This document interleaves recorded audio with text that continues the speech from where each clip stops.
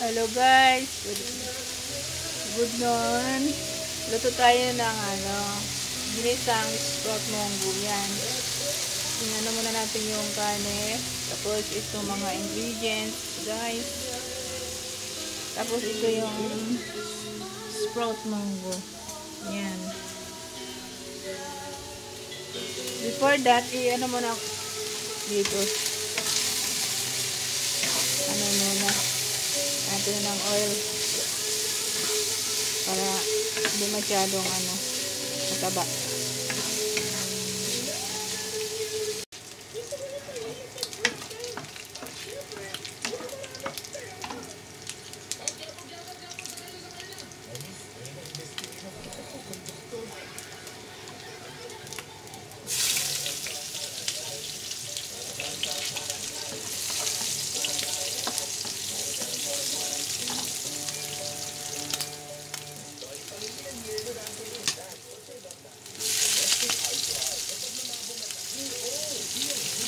Isa natin yung garlic at saka onion guys.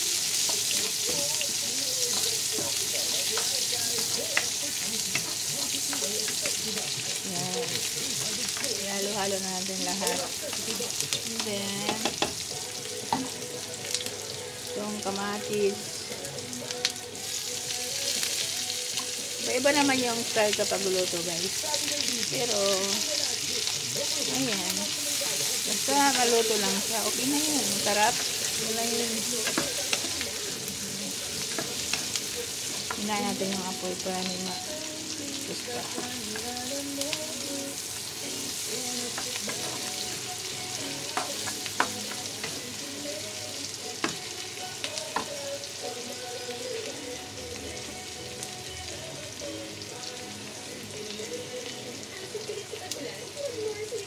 Yan guys, nalagyan na natin ng oyster sauce, Baguio beans, at saka bell pepper.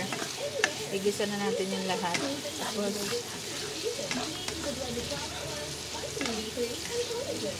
lagyan ko. Mamaya, lagyan ko na ng asin. Kung tama na ba yung lasa niyo guys.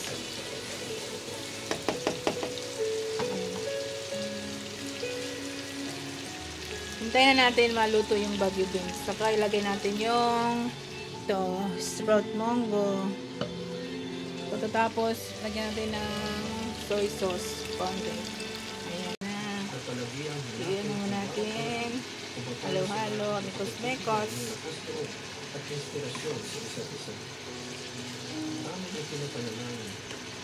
Isang sprout munggo with pork. Yung style ko guys.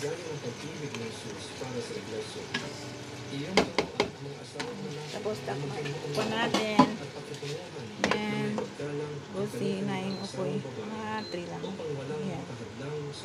Yan guys, luto na guys. Pwede na hawin natin. Yan.